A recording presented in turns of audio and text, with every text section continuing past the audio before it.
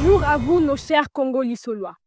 Aujourd'hui, nous allons explorer ensemble une richesse spirituelle souvent méconnue. Le privilège d'être connecté aux orices de la spiritualité Yoruba. Une sagesse qui nous invite à dépasser les apparences et à comprendre le monde au-delà de ce que nous voyons. La spiritualité Yoruba est exigeante. Elle ne s'arrête pas à ce qui est visible ou entendu. Beaucoup restent bloqués parce qu'ils se contentent de ce qui leur est présenté comme la réalité, sans chercher ce qui se cache derrière. Et pourtant, cette spiritualité nous offre une porte pour échapper au monde des illusions. Au cœur de cette vision se trouve l'Ori. L'Ori n'est pas seulement la tête. Il est la conscience intérieure, le soi profond, la destinée spirituelle de chacun. Il est perçu comme une force divine unique en chaque être humain, influençant nos choix, nos expériences et les défis que nous rencontrons.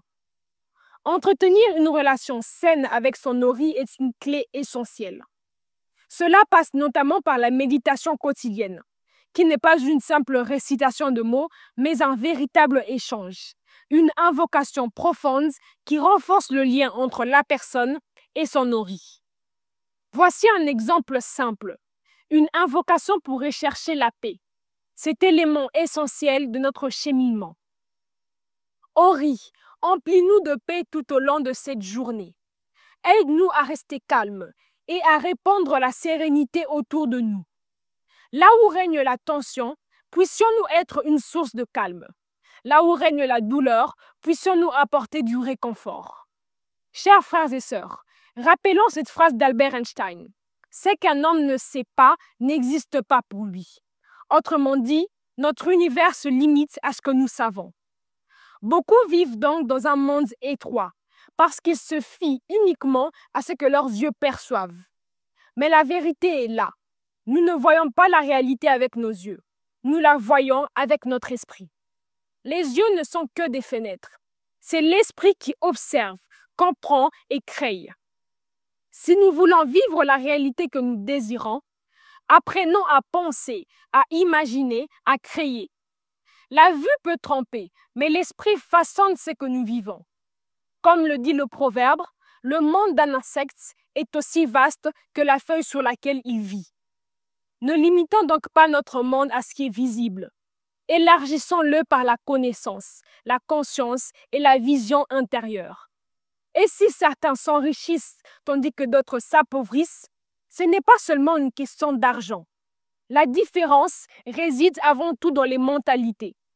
Ceux qui vivent dans une mentalité d'abondance attirent l'abondance.